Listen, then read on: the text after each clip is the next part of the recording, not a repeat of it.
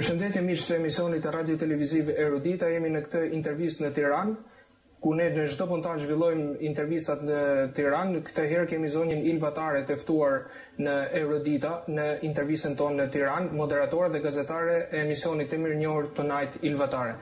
Zonja Tare, përshëndetje dhe ju falenderojmë shumë që pranuat ftesën për qenë pjesë e Eruditës në intervistën tonë. Le të fillojmë menjëherë së bashku bashkëbisedimin duke u drejtuar pyetjen e parë. A mendoni se ka ndonjë pikë referencë ky lloj formati që ju realizoni për Tonight Ilva Tare dhe është i frymzuar nga ndonjë lloj formati tjetër? Si format në vetvete jo. Titulli në fakt ka pasur dhe ka vazhdon të ketë ende një debat për shkak të emrit që u la anglisht, po si format ka pas koincidencën e emrit tash me një emision në CNN, Tonight është Piers Morgan Tonight, ishte pasuesi i Larry King.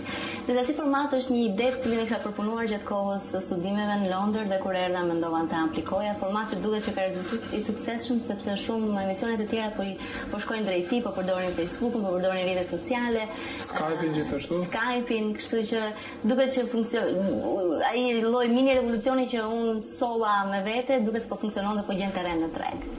Cila është veçanta e këtij formati krahasuar me formate tjera politike në Shqipëri? Pra çfarë ka diçka plus që e dallon atë, diçka ekstra, diçka të veçantë?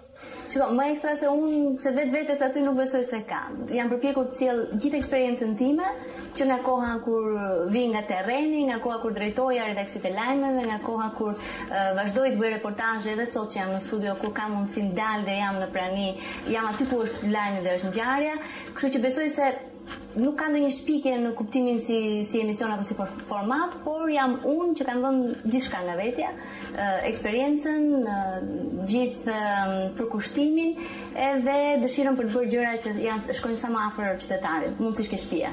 Zonja Tare, në Shqipëri formate të tilla konsiderohen të rënda, pra formate ku marrin pjesë shumë faktorë politik, ku ka sherrë, ku ka debate, ku ka përplasje nga më të ndryshmet. Dhe në një farë mënyrë konsiderohen të rënda, po ju personalisht a ndjeni veten të rënd në këtë format? Çështja është se përgjithsisht emisionet tilla drejtohen nga zotëri, nga burra. Po pse kush ka thënë që zotërinë mbajnë më shumë peshë se zonjat? Pikërisht se ka thënë njëri. Se ka thënë njëri. Okay, jo. Si mund ta shpjegojmë me gjatë? Nuk do ta lidhja peshën, as me gjinin, as me vitet e eksperiencës, edhe pse ato luajnë një rol të rëndësishëm, do ta lidhja peshën me atë çfarë themi në emision, me mënyrën si i bëjmë pyetjet, me bërjen e pyetjeve, sepse në stadin që është aktualisht media është arritje të arrish ta bësh pyetjen se zakonisht kjo kërkon peshë të mbash mbi supe, presionin që mund të të vijë apo çdo lloj shantazhi tjetër që mund të të bëhet për të evituar atë që ata nuk duan, që nuk u pëlqen. Në këtë kuptim po ka një farë përgjegjësie dhe një farë peshe, të cilën e mbaj me shumë kënaqësi dhe besoj se deri tani e kam dalë që ta superoj. Pra mendoni se është kulmi i një gazetari të ketë një emision kaq të famshëm dhe një farë mënyrë kaq popullore, që është faktor dhe është i rëndësishëm në jetën politike të vendit? A është kulmi një karriere? Me siguri është një moment i rëndësishëm i karrierës. Nuk e di nëse është kulmi, nuk e di se cili do të jetë kulmi i karrierës sime, sepse mund të kem kulme të tjera në të ardhmen, po për momentin sigurisht është një moment shumë i kënaqshëm i karrierës. Nuk e kisha menduar që do arrija që në një vit të kisha një format kaq të konsoliduar me një emision që ka shumë prej meje. Po më tepër sa kulmi një karriere, besoj se është një përgjegjësi shumë e madhe në momentin kur ti identifikon emrin tënd, personin, profesionin, identifikoj gjithë eksperiencën e mëparshme dhe jam përballë publikut kështu e gjitha me gjithë riskun e mundshëm. Deri tani po më rezulton me sukses, por të shohim se ka ende sfida. Okej, kemi pasur ndonjë problem rreth Tonight Ilva Tare gjatë rrugës? Keni pasur ndonjë problem, Nëse se keni fjalën probleme teknike, gjëra se to kemi çdo emision. Kjo është normale, çdo emision ndodh me një gjë e vogël. Diçka që ka dalë larg pritshmërive tuaja, do thoja. Jo, nuk kam pas ndonjë problem.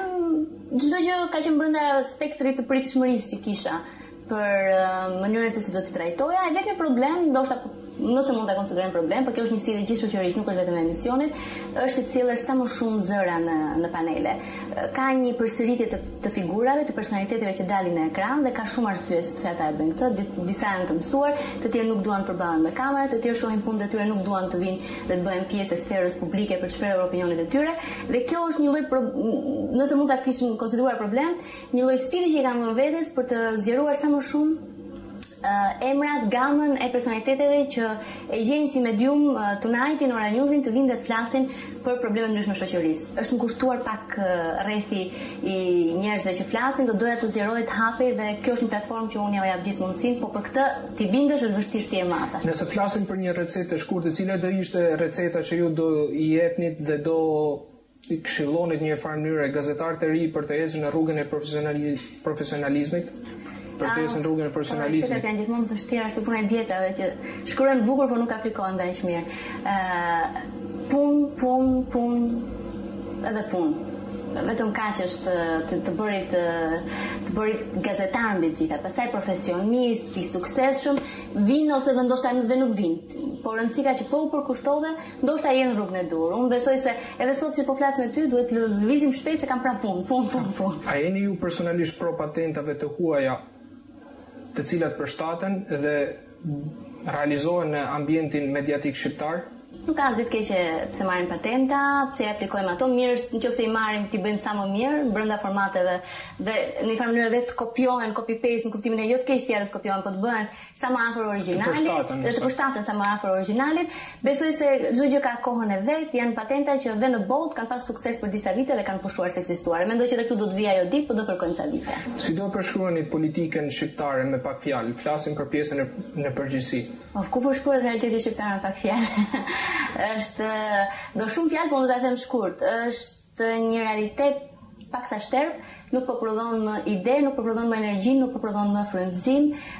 Ka mbetur peng një rrethi gjithashtu politikanësh, të cilët mbrojnë fort njëri tjetrin dhe duket se nuk do ta hapin atë për të futur ide të reja, energji të reja, dëshirë të re dhe sidomos politikbërje të re. Kjo është e rëndësishme dhe shoh shumë rezistencë nga këta aktualet. Me pak fjalë jo mirë. Duke qenë se ju merreni vazhdimisht me këto politikanë që një farë mënyrë janë kthyer sultan në thojza, ashtu siç tha dhe zoti Spaju, si mendoni se do ndryshohet kjo, të hapet ky rreth, të hyjnë mendime të reja, ide të reja? A kemi shpresë se do ndryshohet? Media ka një rol në këtë, sigurisht edhe duke e folur dhe duke e debatuar mund t'i çojmë në veshët e qytetarëve një ide të tillë, por në fundit mos harrojmë se ata që vendosin se nga cilët do duan qeverisin janë qytetarët. Kështu që kur vijnë zgjedhjet e radhës, gjithë duhet të kenë mend në kokë edhe dëshirat e tyre që kanë. A keni menduar ndonjëherë ju personalisht të merreni me politikë?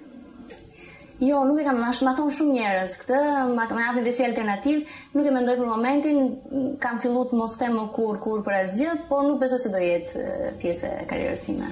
Zyrtare, ekziston ndonjë politikan që ju mahnit me të bërit politik, qoftë në realitetin shqiptar, por edhe me gjerë?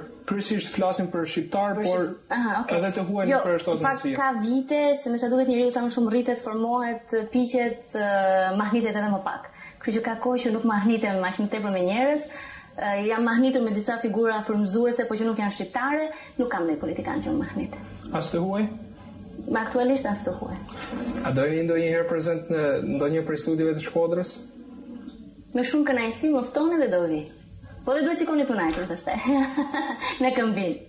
Faleminderit. Falenderoj shumë. Ne ju falenderojmë shumë edhe një herë, edhe ishte kënaqësi të zhvillonim këtë intervistë me ju në Ora News në zyrën tuaj. Ju urojmë suksese dhe mbarësi të mëtejshme çdo herë. Miq të dashur, ju falenderojmë që na ndoqët. Kjo ishte Erudita për sot. Bashkë, mirupafshim.